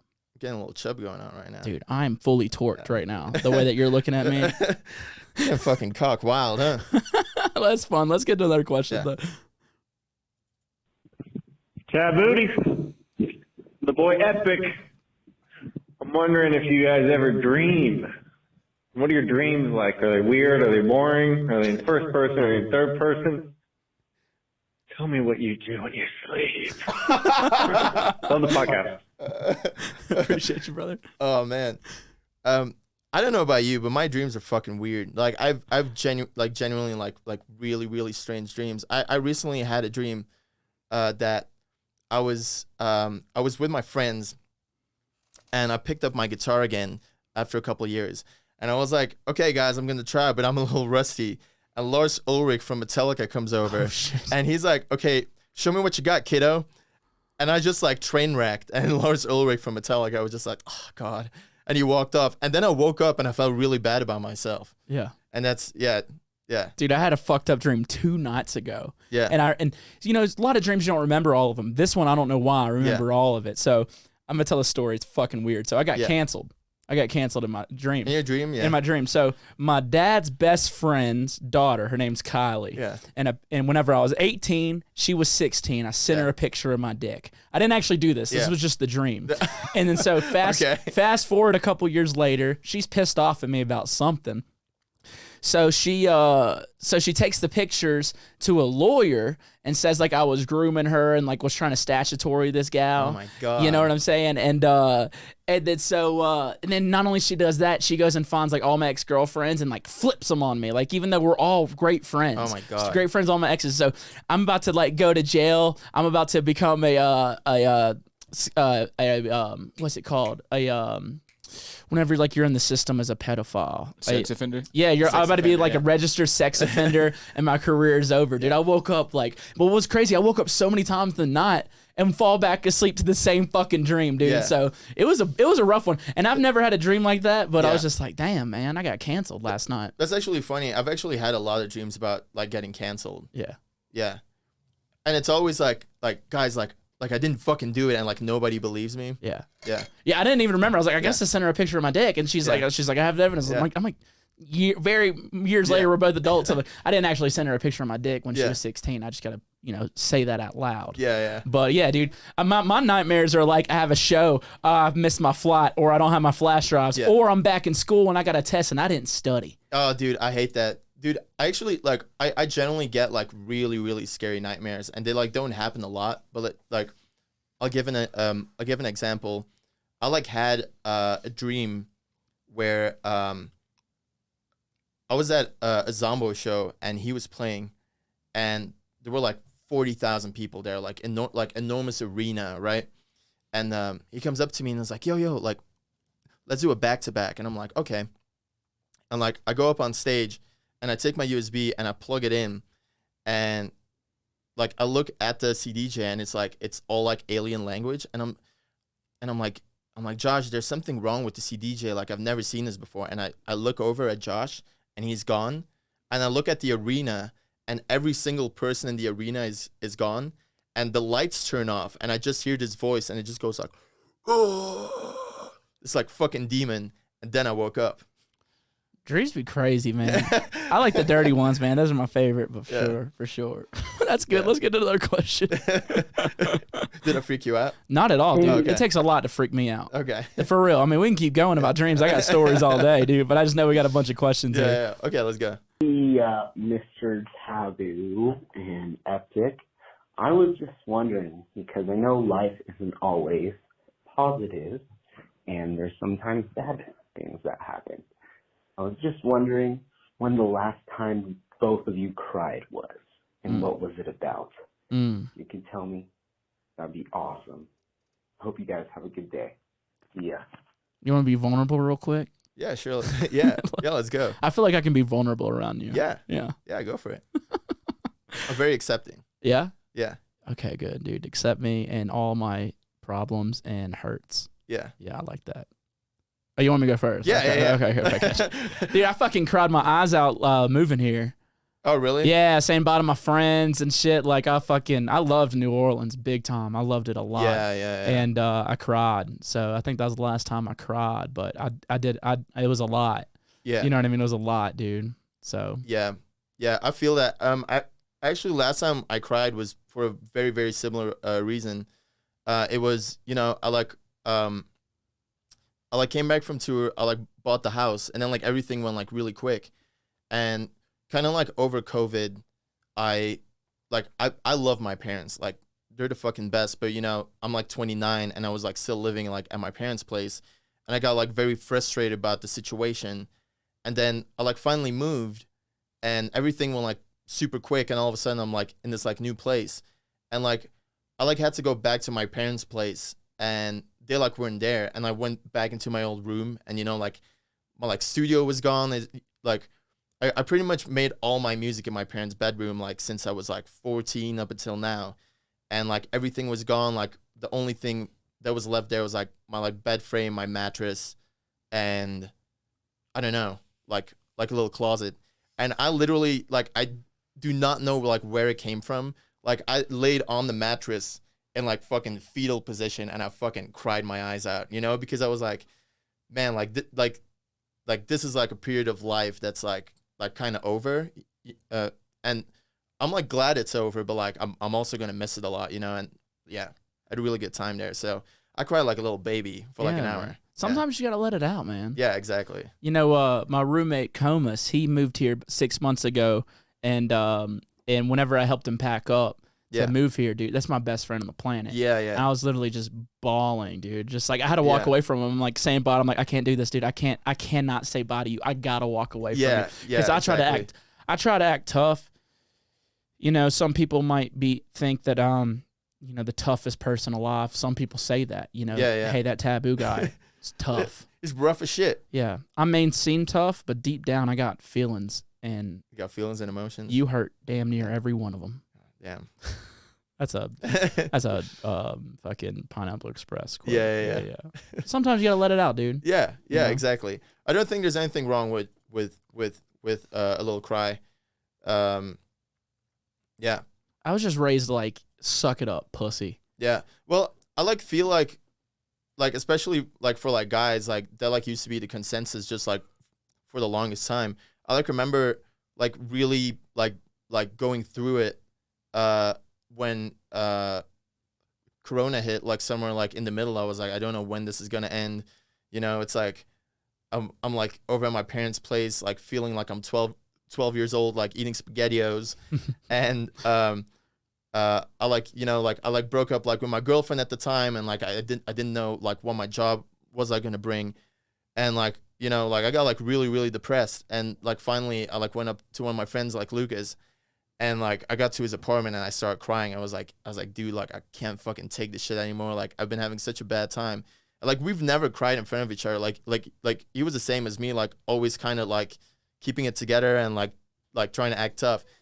And he started crying. He was like, dude, I've been going through like the same shit. And we just like hugged it out. And it was like one of the best moments of my life. Yeah. That's great. And it probably made y'all a lot closer too. Yeah, exactly. That's a beautiful story. I yeah, love that. it's like especially like with COVID, I like realized that like a lot of people go, like pretty much everyone goes through like the exact same shit, and like everyone gets like really depressed and really sad, and everyone always tries to keep it together, but like everyone's kind of the same way, you know? I love that. Yeah. I love that. That's a great question. Let's get to another one. Hey, Taboo. My name is Jeremy from Indianapolis, and I'm What's up, calling Jeremy? in to ask a question to Eptic. I just met you at that show on my birthday. This is the second time I met you on my birthday. Just wanted to say thank you for the awesome performance and everything. But my question for you is, what kind of kids' TV shows did you watch growing up? I know you lived in Europe and Belgium and everything, but I just want to know what gave you your artistic drive to make those cute animations that you do. Thanks, man.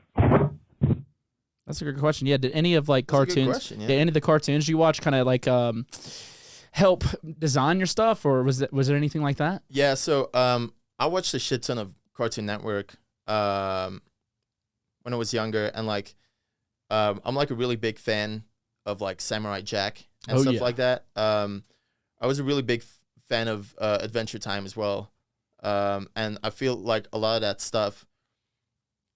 I actually initially started out ripping off a lot of that stuff, and then like over time, like with a lot of stuff, like if you keep changing it enough, like it kind of turns into your like own thing. But yeah, I would say mainly like Samurai Jack and Adventure Time, and then I actually learned English because of The Simpsons. Oh, that's awesome. Yeah. Dude, I felt like Johnny Bravo was awesome. That motherfucker get canceled. Oh my god. He'd get canceled so hard today. Hey there, sexy mama. Hoo ha hoo. Hey there, baby. He'd get canceled so hard these days. Yeah, man. holy shit. But it's such a funny show. Dude, it's such a good show, and like I feel like a lot of the stuff going on like these days, with like people being like more woke is definitely like necessary. But I also very much miss that kind of shit. Yeah. You know? Like, don't mess with the Zohan. They couldn't make that movie today. Yeah, you know what I mean? Like, exactly. Tropic Thunder, like, Yeah. all these movies that were, like, weren't, like, offensive. They were just funny, Yeah, right? they're just like, funny as with shit, yeah. I like to think there's no rules with comedy, right? Exactly, but, like, yeah. with, you know, Twitter, you know, they'll shut the movies down. Yeah, man. yeah, exactly, yeah. I recently watched Courage the Cowardly Dog again. Oh, wow. And that show is fucking traumatic if you watch it now. Like, yeah. Yeah, it is, man. Speaking of comedy, dude, what y'all doing this evening? I don't know. I think the group chat said Meow Wolf. Meow Wolf? I know you do stand-up. Yeah, I'm doing stand-up comedy over at Roz Comedy tonight. I was saying, y'all Tonight? y'all should come out. Get some laughs on. It's going to be a good show. It could actually be a lot of fun. Yeah, dude. I mean, you ever been to a stand-up show? I've been to one. I've been to Zach Fox. Oh, hell yeah. Yeah. Yeah, he's hilarious. Yeah, he's super no, funny. you come out, dude. Yeah, I'm super down. Yeah. I'll tell you some jokes, Yeah. brother. Yeah. Hell yeah, let's do it. All right, I had to plug that real quick. All right, let's get to that one. I mean, by the time this comes out, this ain't coming out this week, so whatever. Yo, this is Alyssa from Minnesota.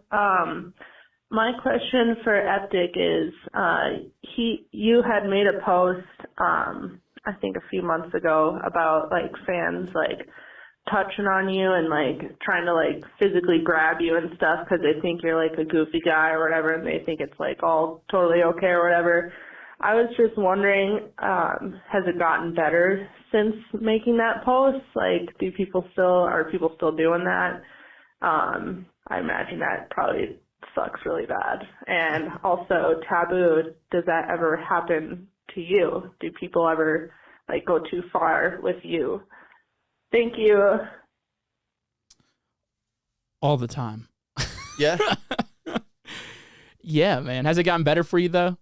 I feel on this tour, it still happens, but it does seem like it got better.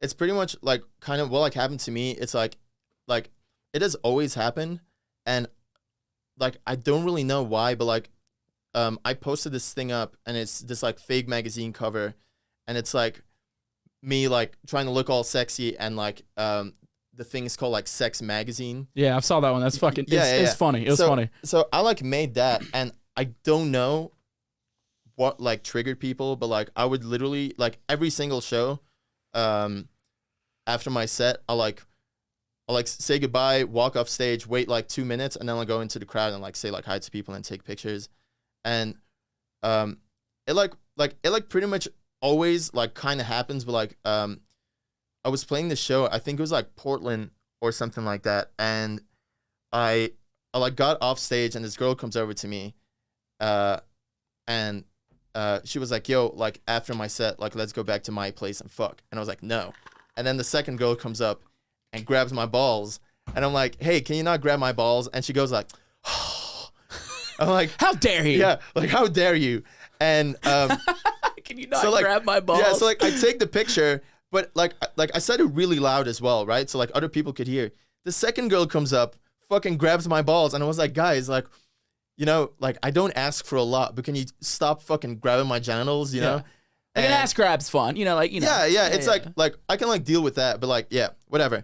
And don't grab his ass, y'all. I'm not telling you to grab his ass, okay? Let's go ahead. Yeah. I'm gonna help you out there. It's mainly like the main thing that bothers me, and I was pretty clear with that in the post as well. It's just like just don't grab my balls. It was like, you can do anything, like you can beat the shit out of me, but just like leave my balls alone. Just leave my balls alone. Like it makes me feel very uncomfortable. But I do gotta say, like on this tour, like it's been all right. Like it hasn't been too bad. Like I do also gotta say that like 99% of the people that like I meet after my show are like super fucking cool. Yeah. It's just that like 1%, you know, that happens like once in a while. Just like people do shit like that, or like they like do weird shit. But like I feel like that's just like drunk people or like people on drugs or just like weird people, and like that's always gonna happen to like some degree. Like I don't think you can get fully rid of that, you know? Yeah. Yeah, I have it happen to me. So you know how you did the Sex Magazine thing? I feel like that's my whole goddamn brand. Yeah. You know, it's like I write my songs are about like fucking or dicks and asses and titties. Yeah, exactly. I'm just a pretty natural sexual guy. I just think dicks are hilarious. Yeah. So like, yeah, I have people take it too far all the time. Like I've had time where like I've had to like literally push a girl off me and like, you need to back the fuck up. Yeah, exactly. Well, it's like, it's also, and like, I like also like don't want to cry about it because like it's literally like not that big of a deal, but like I feel especially when it like happens to guys, like people just tend to like not give a shit, you know? Yeah, it's not like, as big of a deal. It's like, oh, like get over it. And like I don't really want to like compare it to like sexual harassment towards women, because I feel like that shit is like a lot creepier, a lot faster. Yep. But like still it's like something to keep in mind, you know, that like people still have their like limits. And it's like I don't mind people like running up to me and like hugging me, or like even when people give me like a kiss on the cheek or like grab my ass, it's like I don't go home at night and I'm like fucking like cry about it. But like at the same time it's just like, don't grab my balls. Don't grab my fucking balls. Just don't grab my balls, and like I'm cool. Dude, when I crowd surf, I know I'm getting a finger up the ass. Oh, and, yeah. And I ain't upset about it. You know what I think? It's kind of funny. Fucking finger me. Yeah. You know? Yeah. Finger me. Yeah. I'm looking at the camera as I say it. Yeah, it's not like, it's like I don't think I've ever had stuff happen to me that I was like genuinely upset about, you know? Yeah. But it's just more annoying, you know? It's because, you know, like you get off stage, you're like all sweaty and stuff, you're like trying to do a nice thing, and then there's just like a couple of weirdos squeezing your little boys, you know? Keep your hands off my balls, Yeah. dude. You've inspired me. I'm gonna write a song called Hands Off My Balls. It's gonna be my next post, man. Just like fucking big letters, like keep your hands off my balls. You know, like that song, do what you do, but watch my shoe. Yeah. Do what you want, don't touch my balls. You know what I'm saying? Exactly, We'll yeah. fucking do a parody of it. That's good, though. Let's get to another one, Jeremy. Yeah. TVBOO, Eptic, my guys, my men, the people who I love. My muse, my I fan. need to ask, when the fuck are we going to get a collaboration up in here? Like, come on, let's get it, guys. Let's go. Let's fucking go. Like, come on. And a tour. I don't know. Let's do this shit. Let's get together. Let's fuck shit up. Let's fucking go. Yeah, dude, you trying to fuck? I was actually talking about with David earlier. Yeah, dude, just send me some stuff. I got something I can send you tomorrow. Yeah, do it. I will. Send it over. Yeah. I ain't scared. Yeah. I want you to know this. I ain't scared, brother. we're gonna make out after this, huh? I'll do it right now. You're scared. I'm on camera, bro. I'm like, let's go. Nah, bro, I'm gonna see what you got on them drum kits, dude. Yeah. Yeah, so I'm gonna see what you got. Yeah, hell yeah. But yeah, dude. I'm nervous. No, don't be, dude. Like I said, I'm a good teacher, dude. I'll Yeah. teach you some stuff. Okay, sick. Thank Cool. you. Yeah, absolutely. Rock and roll. Yeah, that was a selfish question for me, but yeah, let's keep it going. Downloaded any from yesterday? No, that was it? That was it. Awesome. Hell yeah. Cool. Well, that's all we got. Well, we had a lot call, but a lot of them sucked. Yeah, I feel like when you do stuff like this, people just like ask weird shit or like the same shit like over and over. Yeah, again. like something we're probably going to cover, or they'll just call and just be like, hey, Taboo, fuck you, and then just hang up, you know? Yeah. I get a lot of those. Yeah. They're fun, though. This is cool though, man. You got a cool setup. Like you're actually really good at this. Thank you, dude. Yeah. I'm trying. Yeah. I'm definitely trying. Yeah. You know what I mean? I'm definitely trying. Yeah, to be. I've like I feel like a lot of times like when you do podcasts or like just interviews in like general, like people tend to go like over the same questions, and it's just like I always feel like I'm repeating myself, and like this just felt like a conversation. So it's like, That's kind of what I'm going for. I Yeah, don't want it to be an exactly. interview. I want it to be a podcast. I wanted to get to know you. Yeah. You know what I'm saying? Get inside of you, like your head, you know? Yeah. But like, you know, all that type of shit. You know what I'm saying? the ain. Yeah. But I appreciate that, man. I Yeah. appreciate you being on today. I've Yeah. been a big fan of you for a very, very Well, long thank time. you, man. I fuck with your music a lot too. Thank so like you, brother. Let's make a song. Thank you, man. That means a lot coming from you. Yeah. And you have anything you want to tell the people before you get out of here? Yeah. Fucking selling my shows. I'm trying to make money. Good. Do it. Well, like I said, dude, I really appreciate you coming in today. And I appreciate everybody listening to this week's episode of Talks with Taboo. I will see y'all next week. Be good. Peace.